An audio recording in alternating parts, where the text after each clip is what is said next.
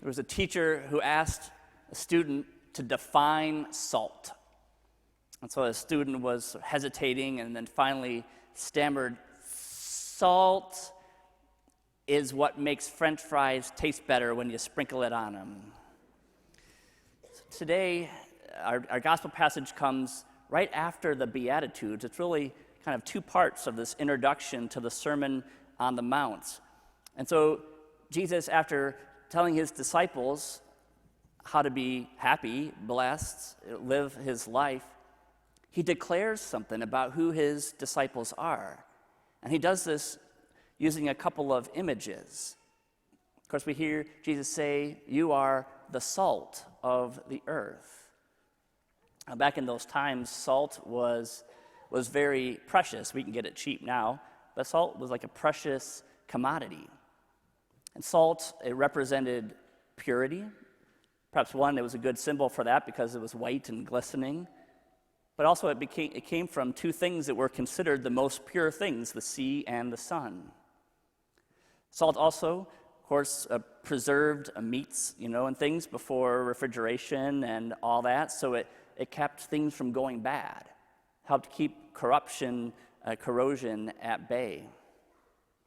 Salt was used sometimes in a battle or fighting against an enemy.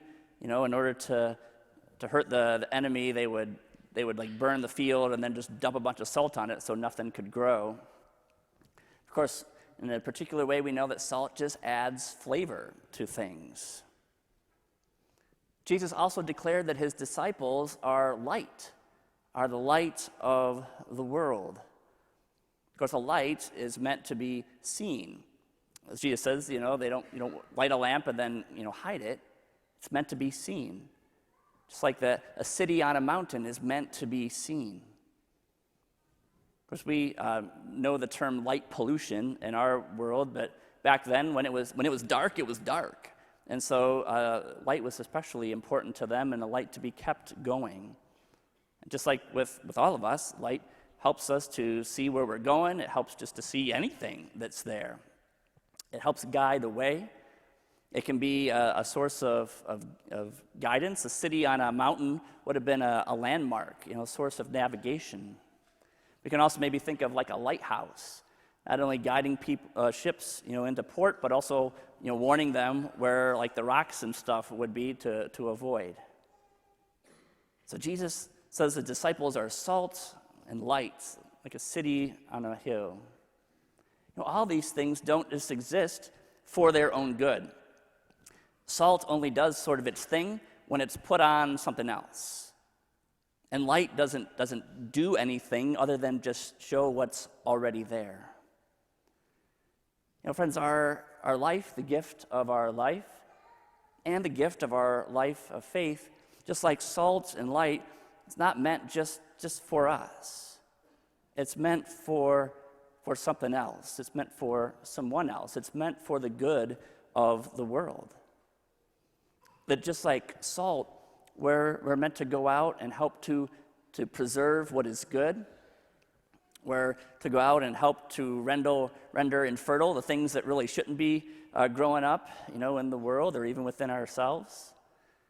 Of course, as salt, we're meant to bring a special flavor to the world. We do this not as St. Paul would tell the Corinthians with some sublimity of wisdom and all these elaborate words, but just living out the life that we have in Christ. St. Paul says, I came to you only just knowing who Jesus is and what he's done for us.